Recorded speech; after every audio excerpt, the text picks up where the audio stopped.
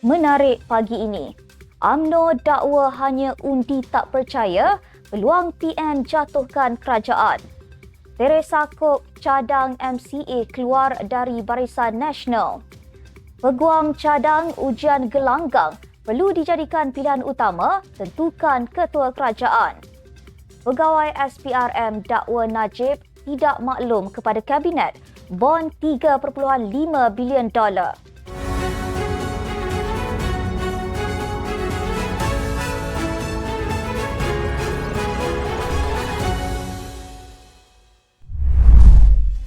Bismillahirrahmanirrahim. Assalamualaikum warahmatullahi wabarakatuh. Salam Malaysia Madani. Bersama saya Asma Ismail dalam Netstep News, edisi pagi 9 Januari 2024 bersamaan 27 Jamadil Akhir 1445 Hijrah. Sebelum itu, jangan lupa untuk subscribe YouTube Netstep TV dan follow Facebook Netstep Malaysia.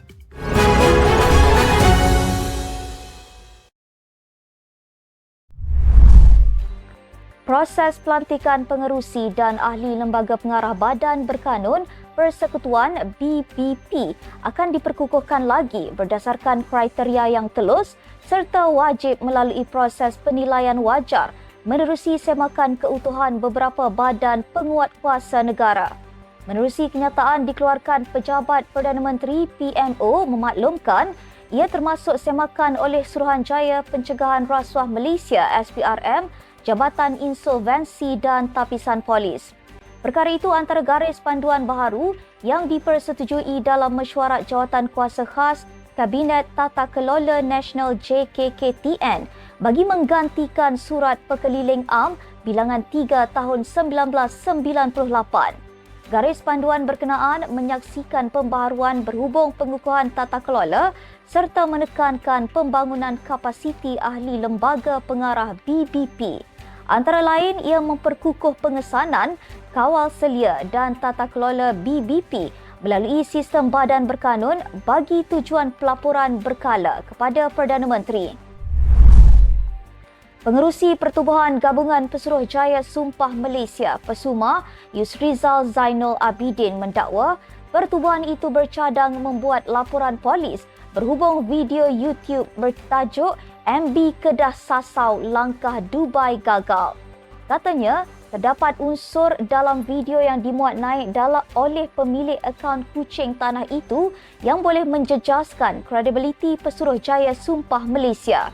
Pihaknya amat bimbang dengan kenyataan dan dakwaan yang dibuat oleh pempengaruh YouTube yang menyentuh proses pembayaran dan penyediaan akuan berkanun yang mempersoalkan kredibiliti, accountability dan integriti Pesuruhjaya Sumpah yang telah dilantik oleh Ketua Hakim Negara.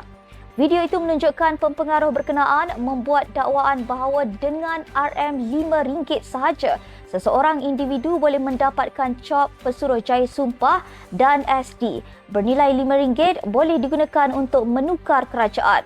Tambahnya, PESUMA mempunyai kira-kira 500 ahli dan merupakan pertubuhan yang berdaftar di bawah Jabatan Pendaftaran Pertubuhan ROS dengan keahlian terdiri daripada Pesuruhjaya Sumpah yang telah dilantik oleh Ketua Hakim Negara di bawah Seksyen 11 Akta Mahkamah Kehakiman 1964 dan Kaedah-Kaedah Pesuruhjaya Sumpah 2018. UMNO berpandangan terdapat 3 faktor yang menjadikan cubaan pembangkang menjatuhkan kerajaan di luar pilihan raya umum tidak akan berjaya. Setiausaha Agong UMNO Datuk Dr. Ashraf Wajdi Dusuki berkata, dakwaan dibuat oleh pihak di luar kerajaan tidak lebih daripada sekadar mainan persepsi untuk mengelirukan orang ramai. Katanya, Yang di-Pertuan Agong sudah berkali-kali menitahkan bahawa baginda tidak akan melayani sebarang persembahan akuan bersumpah SD daripada ahli parlimen untuk menukar kerajaan. Kedua, pembangkang yang hanya tinggal 69 orang memerlukan 43 orang lagi untuk mencukupkan 112. Katanya lagi, peluang terakhir untuk menukar kerajaan adalah hanya melalui usul tidak percaya di parlimen. Baru-baru ini, beberapa pemimpin PN mendakwa mereka sudah bersedia mengambil alih kerajaan kerana mendapat jumlah yang mencukupi bagi membentuk majoriti di Dewan Rakyat. Seorang pemimpin DAP mencadangkan agar MCA keluar Barisan Nasional BN serta memperbaharui hubungan dengan Bersatu dan PAS dalam Perikatan Nasional PN. Naib Pengerusi DAP Teresa Cook berkata, lebih baik MCA berbuat sedemikian kerana beberapa tindakan MCA sebelum ini didakwa dilihat tidak berprinsip sehingga menimbulkan persepsi orang ramai bahawa MCA agak sesat. Katanya, MCA telah kalah teruk dalam 4 pilihan raya umum PRU berturut-turut sejak 2008. Dakwanya, ini menunjukkan parti itu telah kehilangan sokongan daripada masyarakat Cina dan ia hanya bertahan dengan bergantung kepada penyokong UMNO sahaja. Media sebelum ini melaporkan Datuk Seri Dr. Wee Ka Siong menyelar kenyataan Cook yang mendakwa MCA sebagai sesat. Ka Siong juga menegaskan bahawa MCA akan terus bersuara dengan kritikan yang membina terhadap kerajaan.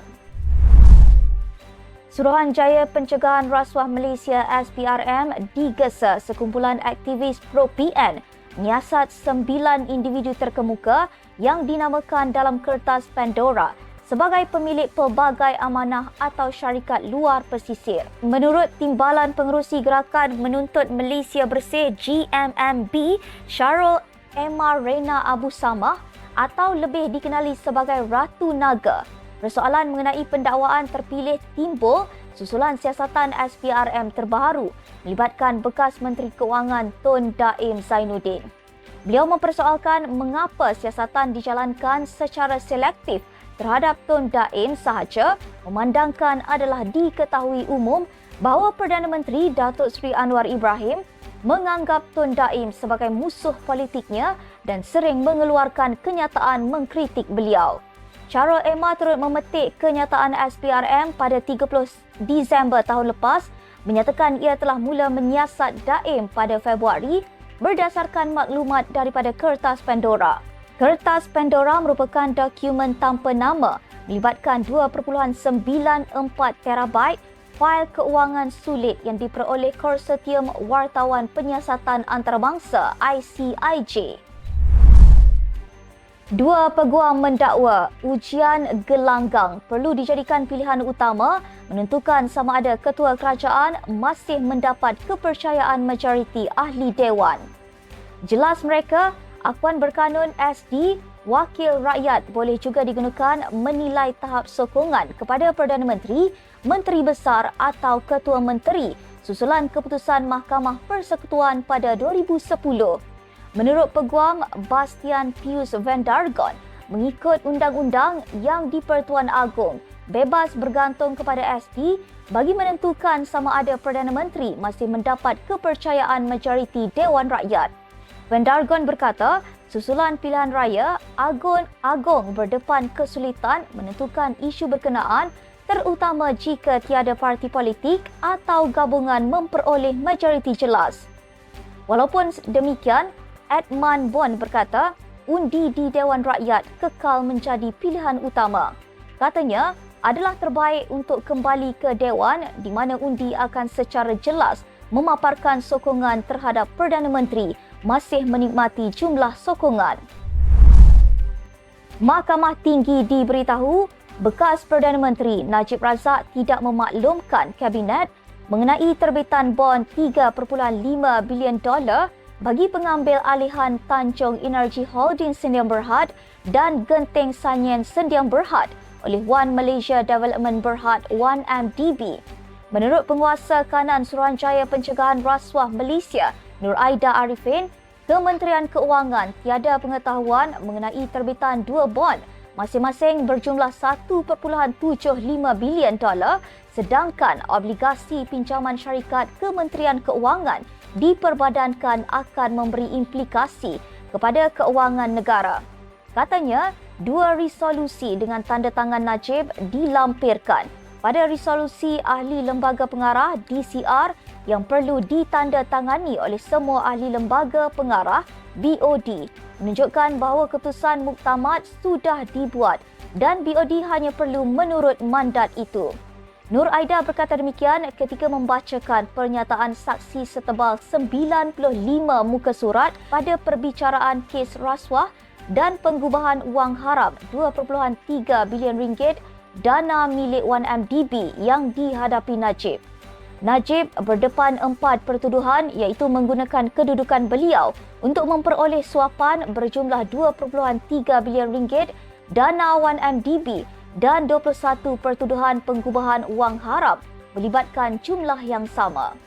Perbicaraan di hadapan Hakim Datuk Colin Lawrence Sekura bersambung pada 24 Januari depan. Sekian sahaja untuk edisi pagi ini. Ikuti perkembangan semasa isu-isu panas politik Malaysia setiap hari hanya di Netstep News. Jangan lupa untuk follow Facebook Netstep Malaysia dan subscribe YouTube Netstep TV. Netstep Malaysia menjangkau informasi, mengorak inspirasi. Saya Asma Ismail. Assalamualaikum dan salam sejahtera.